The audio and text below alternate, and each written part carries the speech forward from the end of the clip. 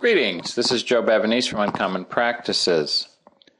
When events happen in the real business world that pertain to your work in the Business of Psychotherapy program, we like to pass them on to you in the form of live learning.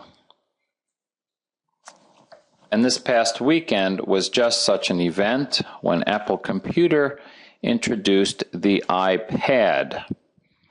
Now, no one knows if this will be a success or not, although it looks like it probably will. But there's several marketing lessons for us in private practice. There were long lines at all the Apple stores. And let's review. What were the three things that Apple does better than anyone that we can learn from? 1, branding. 2, creating buzz. 3, stating their USP, their unique service proposition, constantly. Let's quickly look at these three items. Branding. Their logo and their brand is so well established that they only need to use their logo in an ad. They don't even need to put their name or any product, and you know instantly who it is. Creating buzz, they get people talking about their products months before they are released, with rumors and projections and just a tremendous amount of talking, better than anyone in almost any industry. And stating their USP constantly. Steve Jobs, the CEO of Apple, in January called the iPad a magical revolutionary product. Now that may be hyperbole and hype, we'll find out eventually, but he's not afraid to say what he thinks his company is about, innovation and design, and he constantly hammers home those points. So what are the applications for us? Do you have a clear, focused brand in your community? Do you have events that create excitement and word-of-mouth referrals? And do you state your USP in all of your materials? These are three things to keep in mind to learn from the genius marketing of Apple.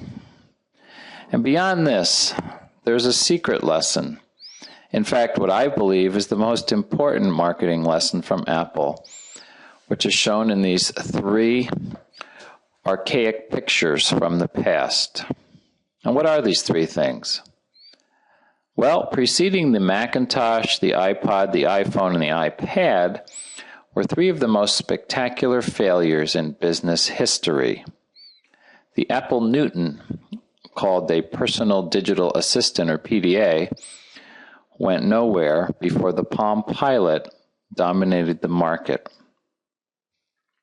The Lisa computer, named for Steve Jobs' ex-girlfriend, by the way, was the first computer with a graphical interface and mouse. It cost $10,000, and this was 30 years ago. It was bulky, it was slow, it was a disaster, and it hardly sold. But the lessons learned created the Macintosh in 1984, which still exists today. And when Steve Jobs was forced out of Apple, he left with millions of dollars, brought some great talent with him, and said, I'm going to create a dream computer called the Next Cube. And it was an utter failure. How could this be?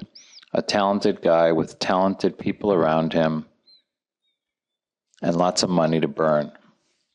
And it didn't work. But much of the operating system from the Next computer became the kernel for what today is Mac OS X, which is considered the state-of-the-art operating system in computing today. Steve Jobs has never been afraid to fail, one of the reasons why he was recently named CEO of the decade. And that's the lesson for today. What are you afraid to try? What secret project do you have inside of you that's burning to come out, but you're just afraid to give it a whirl?